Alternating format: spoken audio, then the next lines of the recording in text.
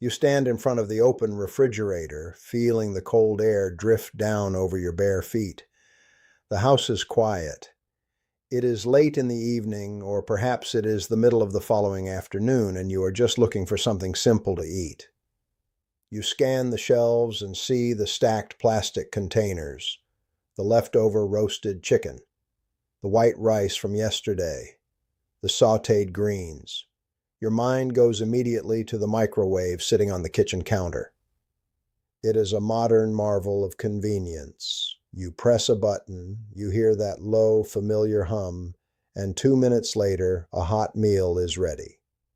We have all done this thousands of times. It is a reflex. It is how we stretch our grocery budget and save our precious time. Growing up in Columbus, Ohio, in the years during and after the war, throwing away food was considered a moral failing.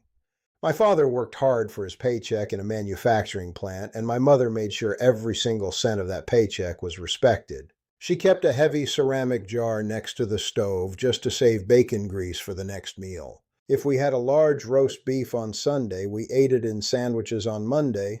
We put it in a heavy stew on Tuesday, and we boiled the bones down into broth by Wednesday. Frugality was the absolute foundation of a working-class household. When I moved into my own house and married my wife, Margaret, we naturally carried that exact same habit forward for 50 years. We cooked large batches of food, packed it away carefully, and reheated it throughout the entire week. We thought we were being highly responsible. We thought we were doing the right thing for our family and our finances.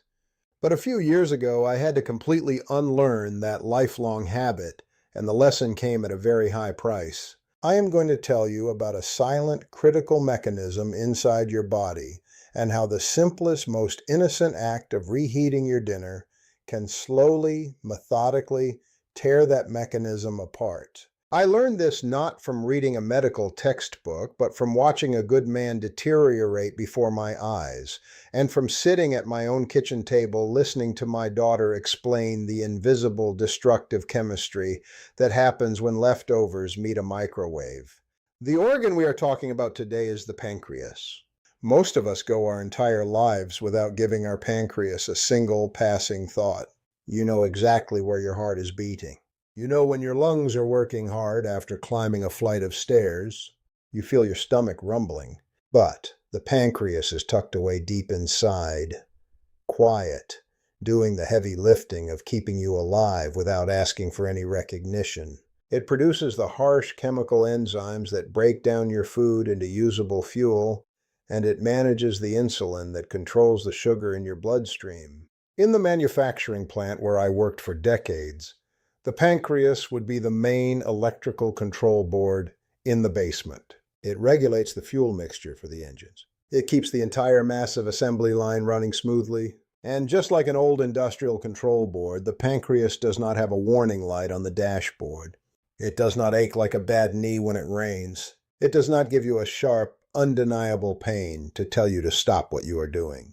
It suffers in absolute, complete silence. It takes the abuse, it absorbs the chemical stress, and it keeps working right up until the moment it simply cannot function anymore. When it finally breaks, the consequences are devastating.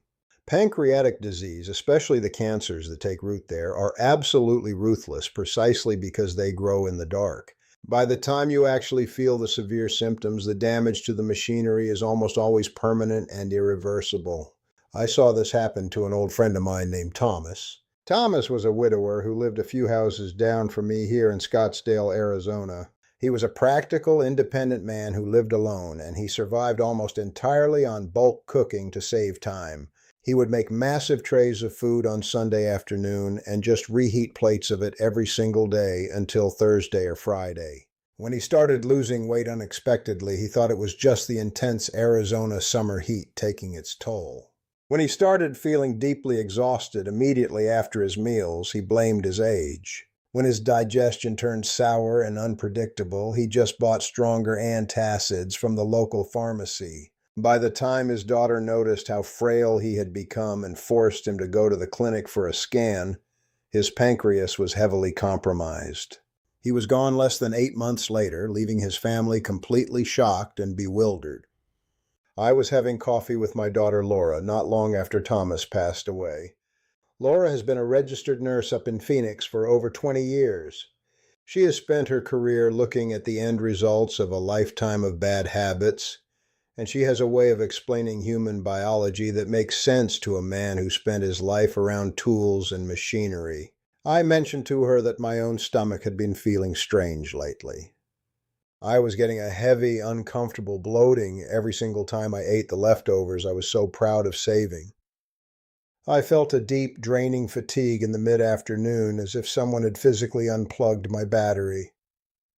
Laura looked at the plastic container of yesterday's fried chicken and rice sitting on my counter, waiting to go into the microwave. She sat down, put her coffee mug on the table, and told me that the modern convenience of reheating our food was hiding a chemical reality that was slowly exhausting my internal organs. She explained that when we cook food initially, we change its structure to make it digestible. But when we cool it down in the refrigerator and then forcefully heat it up a second time, we trigger secondary reactions that turn ordinary, healthy ingredients into toxic burdens for the body to manage. She started by talking about the cooking oil. This is something that made me completely rethink how I looked at my heavy cast iron frying pan.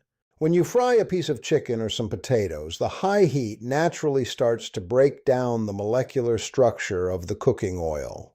That is normal wear and tear. But when you put that fried food in the refrigerator and then the next day you throw it in the microwave or drop it back into a hot pan with a little extra oil to make it crispy again, that original oil undergoes a violent chemical shift.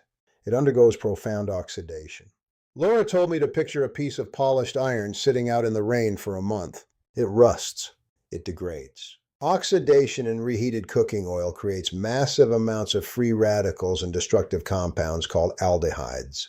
These are unstable, erratic molecules. When you eat that reheated fried food, those free radicals act exactly like coarse rust spreading through your bloodstream. They bounce around violently, damaging healthy cells, scratching at the smooth walls of your arteries, and creating a massive systemic inflammatory response. Your body senses the widespread cellular damage and sounds the alarm, sending the immune system into overdrive. Your pancreas is incredibly sensitive to this exact kind of chronic inflammation. If you are eating reheated fried food a few times a week, you are keeping your pancreas in a constant state of red alert. It is like forcing a man to do highly delicate, precise assembly work inside a burning room filled with smoke. The organ is stressed, it is severely inflamed, and over the years, that constant grinding cellular damage creates the exact hostile environment where mutated cells take root and grow undetected. I realized sitting there that my lifelong habit of crisping up yesterday's meal in a hot pan was literally feeding rust into my own engine. The second thing Laura pointed toward was sitting right next to the chicken. It was a sealed container of sautéed spinach. Margaret and I used to keep a beautiful garden back in Ohio, and we grew rows and rows of our own greens. We thought absolutely nothing was healthier than a large plate of dark leafy vegetables. And fresh, they are incredibly good for you. They contain natural, earthy compounds called nitrates, which your body handles and processes without any issue whatsoever. But Laura explained the hidden, ticking danger of the leftover greens. When you cook spinach or kale or Swiss chard and you let it sit in the warm pan cooling down, the natural bacteria on the food start to convert those harmless nitrates into something called nitrites. That is just the first domino falling. The real catastrophic danger happens when you take that container out of the fridge on Tuesday and put it in the microwave. The sudden, aggressive blast of secondary heat forces those nitrites to react chemically and form a completely new, highly dangerous substance called a nitrosamine. I had never heard the word nitrosamine before in my entire life. Laura told me that these specific compounds are recognized by global health organizations as having the proven, direct capacity to cause cancer in humans. They are genotoxic, which means they are toxic to your actual genetic material. They damage your DNA. When you eat that reheated spinach, your body realizes it has ingested a poison, and it frantically tries to filter out those nitrosamines. The pancreas bears a heavy, exhausting load in that detoxification process. You are taking a perfectly healthy garden vegetable and, through the sheer convenience of a microwave button, turning it into a severe chemical stress test for your internal organs. You are forcing your pancreas to constantly clean up a toxic spill. Then she pointed at the container of white rice. White rice is an absolute staple in my house, just like it is in millions of other homes. It is cheap, it fills your stomach, and it lasts forever in the pantry. I used to boil a large, heavy pot of it on Sunday, serve what we needed for lunch, and just leave the pot sitting on the stove for the rest of the afternoon until it cooled down enough to put in the refrigerator. I would scoop out portions for the next 3 or 4 days, heating them up until they were steaming hot. Laura asked me how long I usually let the cooked rice sit out at room temperature before chilling it. I told her maybe 3 or 4 hours, depending on what I was doing around the house. She shook her head with a look of deep concern. She explained that raw rice naturally carries the microscopic spores of a specific, very tough bacteria. These spores are like the heavy steel casings on a deep-sea submarine. They are built for extreme survival. When you boil the rice, the boiling water does not kill them. They just hunker down and wait out the heat. When you leave that cooked rice sitting on the stove, slowly dropping to room temperature, those spores realize the environment is suddenly perfect. They wake up and they start multiplying at a terrifying speed. As they multiply in the warm, wet rice, they produce a toxic byproduct. Here is the part that chilled me to the bone. When you reheat that rice the next day, the heat from the microwave or the pan might be hot enough to kill the live bacteria, but the toxin they left behind is completely 100% heat resistant. The microwave does absolutely nothing to it. You eat that hot, seemingly safe bowl of rice, and you swallow a concentrated dose of bacterial toxin. It causes a violent inflammatory reaction in your digestive tract. You might not get severe, hospitalizing food poisoning every single time. You might just feel a little bloated, a little nauseous, or have a subtle stomach ache that you ignore. But that constant low-level irritation in your gut leaks inflammatory signals directly into your bloodstream, and those signals travel straight to your pancreas. It is a slow, steady, relentless erosion of your digestive foundation, all because of how a simple pot of rice was left to cool on a Sunday afternoon. The fourth hidden danger, she explained, was the leftover chicken itself, and it had to do with how the microwave actually operates on a physical level. A microwave does not heat food evenly, the way a slow conventional oven does. It acts erratically. It creates intense boiling hot spots and leaves other areas in the meat completely cold or just lukewarm. I had experienced this myself countless times. You take a bite of reheated chicken, the outside burns the roof of your mouth, and the center is ice cold. Chicken is a notorious natural carrier for heavy bacteria. Even if you cooked it perfectly the first time on the grill, bacteria from your kitchen counter, your hands, or your knife can easily find its way onto the meat while it is being portioned and stored. When you put that thick piece of chicken in the microwave, those cold spots become safe harbors. The heat does not reach them, but it warms the surrounding meat just enough to create a perfect, warm, humid breeding ground for whatever bacteria survived. When you eat that unevenly heated chicken, you are introducing a live bacterial load into your system that forces your immune system to launch a massive, exhausting counterattack. Your entire gastrointestinal tract becomes an active war zone.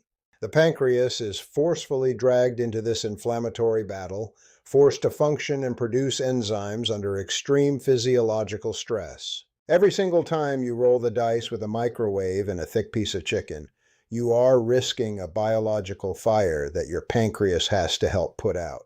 The final piece of the puzzle on my counter was the leftover potatoes. I grew up on potatoes in the Midwest. Mashed potatoes, roasted potatoes, boiled potatoes. We always made extra because they were cheap and filling. Laura explained that potatoes undergo a truly fascinating biological change when you cook them and let them cool down completely in the refrigerator. Their internal cellular structure shifts, and the regular starch converts into something called resistant starch. Resistant starch is actually wonderful for you. It acts like a tough, durable fiber that feeds the good bacteria in your gut and, Most importantly, it keeps your blood sugar perfectly steady and stable. But when you take that cold, incredibly healthy potato and you blast it with heat to warm it up again, you completely destroy that fragile, resistant starch. You break it down and turn it right back into simple, fast-acting sugar. When you eat that reheated potato, your blood sugar spikes violently, exactly as if you had eaten a large candy bar on an empty stomach. And what organ has to desperately deal with a massive sudden spike in blood sugar? The pancreas. It has to instantly pump out a huge emergency surge of insulin to force that toxic level of sugar out of your blood. If you are eating reheated potatoes day after day, you are constantly whipping your pancreas like a tired workhorse, demanding more and more insulin production. Eventually, over the years, the pancreas simply gets exhausted. The cells stop responding correctly. That is the direct mechanical pathway to insulin resistance and type 2 diabetes, and a worn-out diabetic pancreas is the exact vulnerable, compromised environment where pancreatic cancer finds its footing. Furthermore, reheating potatoes at very high temperatures can create a chemical compound called acrylamide, which is another globally recognized carcinogen. It is a devastating double blow to a vital organ, completely hidden behind a comforting plate of leftovers. Sitting there at the kitchen island, listening to my daughter map out the chemistry of my kitchen, I felt a profound sense of responsibility wash over me. I had spent my entire life trying to be a disciplined, responsible man. I maintained the roof on my house, I changed the oil in my truck every 3,000 miles, I paid my bills on time, but I had been completely blind to the daily preventative maintenance of my own internal machinery. I had valued the modern convenience of a quick 3-minute meal over the silent, desperate needs of my body. That afternoon was a permanent turning point for me. I did not throw my microwave in the trash, and I did not stop eating the foods I've always enjoyed. But I fundamentally changed how I managed the factory floor of my kitchen. I realized that true health in your later years is not about finding a magic pill or a miracle cure. It is about actively removing the unnecessary, heavy burdens you place on your body so it can simply do the job it was brilliantly designed to do. I established a new set of rules for myself, and I have followed them every single day since without exception. First, the cooking oil rule is absolute. I never ever reuse oil, and I never reheat anything that was originally fried. If I fry a piece of fish, I enjoy it right then and there while it is fresh. If there is a piece left over, I do not try to make it crispy again the next day in the pan. I will eat it cold on a piece of toasted bread, or I will gently warm it in a low oven, never a microwave. Better yet, I shifted mostly to roasting and baking, leaving the heavy oxidizing oils behind. Your pancreas does not need to process rust, and you have the power to stop feeding it to yourself. Second, I completely stopped reheating green vegetables. This was an incredibly easy adjustment to make. If I saute spinach or kale, I make exactly what I am going to eat for that specific meal. I do not cook a massive bunch thinking I will save time later in the week. If there happens to be a little left in the pan, I put it in a shallow glass dish, cool it immediately, and the next day I eat it cold. Cold cooked spinach mixed with a little olive oil and a squeeze of fresh lemon is a wonderful, refreshing addition to a midday meal. There is absolutely no logical reason to blast it with heat and intentionally create those dangerous nitrosamines in your own kitchen. Third, I changed my relationship with rice entirely. I no longer cook a giant pot on Sunday to last until Thursday afternoon. I cook small, manageable batches. And the very moment I serve my plate, the rest of the rice goes immediately into shallow containers. I do not let it sit on the warm stove to cool down. I get it into the refrigerator fast to stop those tough bacterial spores from waking up and multiplying, and I made a strict non-negotiable rule for myself. Any leftover rice must be eaten the very next day, or it goes straight in the trash. I will not gamble my gastrointestinal health and the safety of my pancreas on 3-day-old rice. When I do reheat it that next day, I make sure it is steaming hot all the way through, and I only ever reheat it once. If there is any left after that second heating, it is gone. Fourth, when it comes to leftover chicken, I practically abandon the microwave. If I have leftover roasted chicken, I slice it cold and put it over a bed of fresh lettuce. Cold chicken is perfectly safe, delicious, and incredibly easy on the digestive system. If I absolutely want it warm, I put it in a covered pan on the stove over a very low, gentle heat, adding a few drops of water to create a safe, circulating steam. I let it warm up slowly and evenly. I take the 5 extra minutes to make sure the heat penetrates every single fiber of the meat. I refuse to give dangerous bacteria a cold harbor to survive in just to save a few moments of my day. Finally, the potatoes. This was the most surprising change for me, but the one that made my digestion feel immediately lighter and more stable. I embrace the cold potato. I boil them, I cool them down properly, and I leave them that way. A cold potato salad with a little mustard and chopped celery gives you all that wonderful protective resistant starch without the violent, exhausting blood sugar spike. If I truly want a hot baked potato with my dinner, I bake a fresh one. It takes an hour in the oven, but that is an hour I use to read a book or sit on the back porch.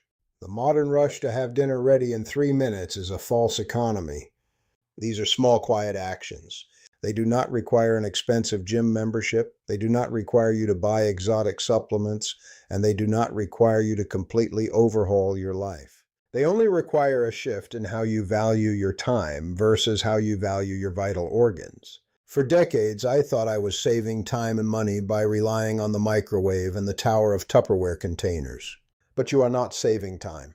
You are borrowing time against the finite lifespan of your pancreas. The human body is an incredibly resilient piece of engineering. It desperately wants to survive.